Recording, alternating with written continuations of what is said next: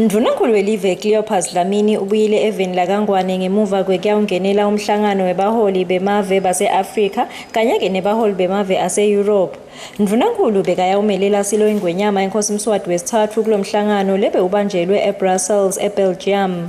Ndvunankhulu uchazile ukuthi lokukhulu kakhulu bekuyawubukisana kuthi-ke kungabanjiswana-ke kanjani kito temnotho, temphilo, temfundvo, tekuthula kanye-ke letekuvikela.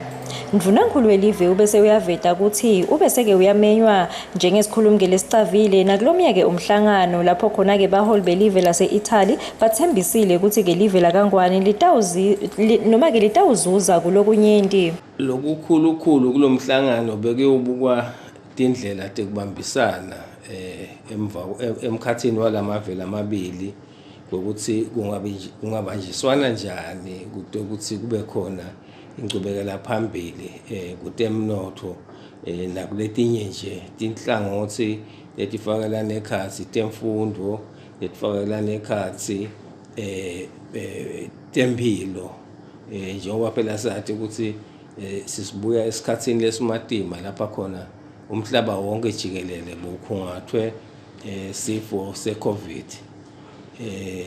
Lamaveke athi nahlangana kwabonakala ukuthi kude longaphepha nakusekhona longakaphephi ngalamanye emavi nabo laba labamhlophe noma sebakutholile ukutelapha kungete kwabasida nangabe emavi ase-Afrika aselokuwona asaphethwe ngilomkhuhlane we-COVID ngoba siwathi ukuthi ugijima kangakanani. Sawubona ucala eShayina sacabanga ukuthi utawuphelela khona kwetanywa kuvalwe amagede kwentiwa lo kwabonakala ukuthi akusifiksi insawo.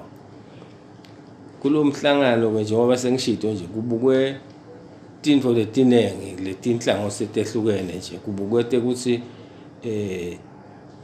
iminotho ingakhuliswa njani, kubukwe ukuthi temphilo tingaqiniswa njani nokuthi kube nema-factory kwakhona nala e-Afrika latawakha imijovo ema-vaccine.